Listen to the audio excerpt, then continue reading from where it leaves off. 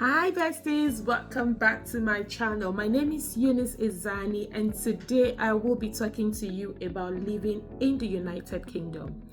Yes, living in the United Kingdom can be very expensive.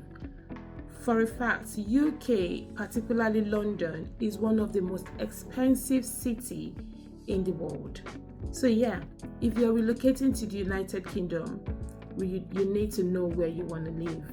Because when I'm gonna categorize your living situation on 5 different topics. So I'll be talking about your rents, food, transportation, weather, and work life. Rent, food, transportation, weather, and work life. Generally, the weather in the United Kingdom is very unpredictable.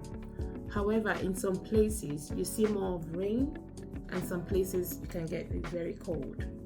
So depending on what preference you want, there are areas where you find cold, very cold weather. When you go up north, places like Newcastle, Sunderland, up north can be very cold.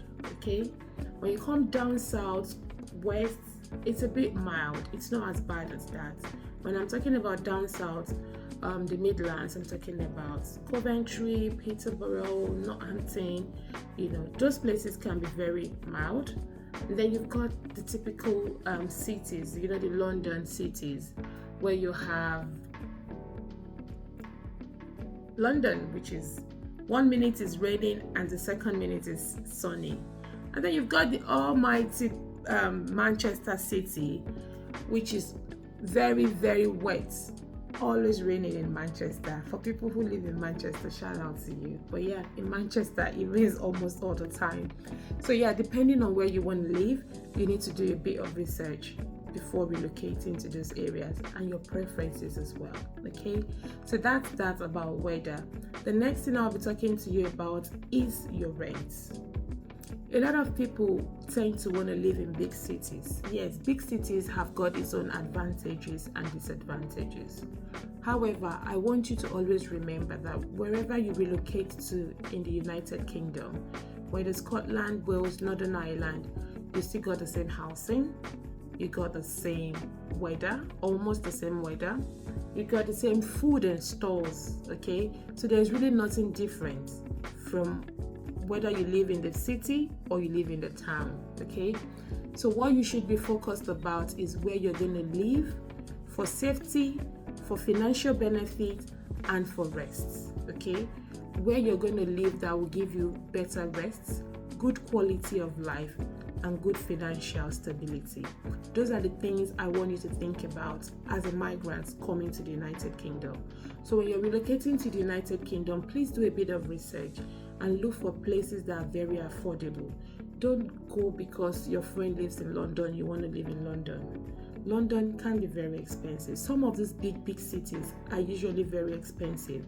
So why not look for little towns and villages where you can be able to afford and where you think you've got a bit of community as well.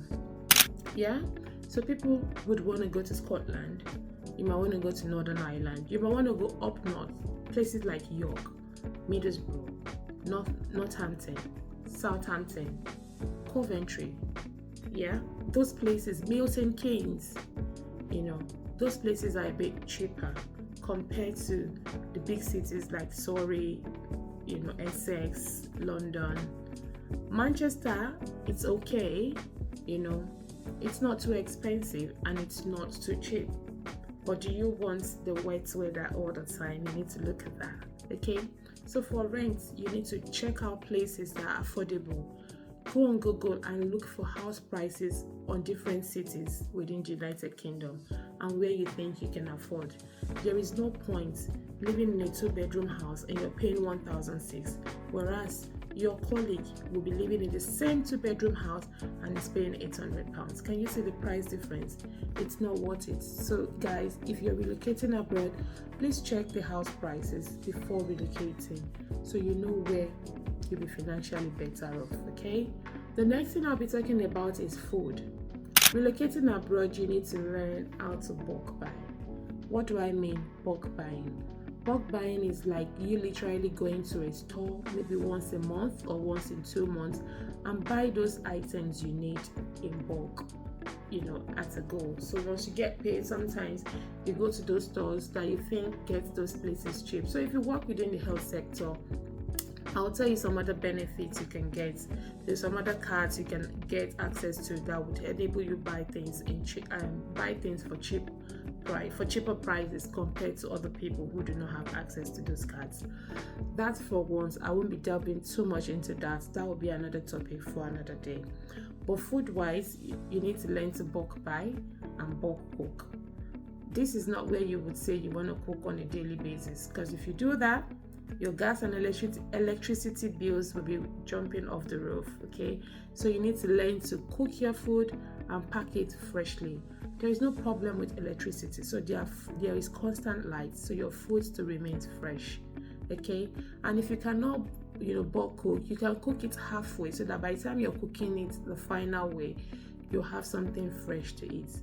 So learn to bulk buy and know the stores where you can buy your food from.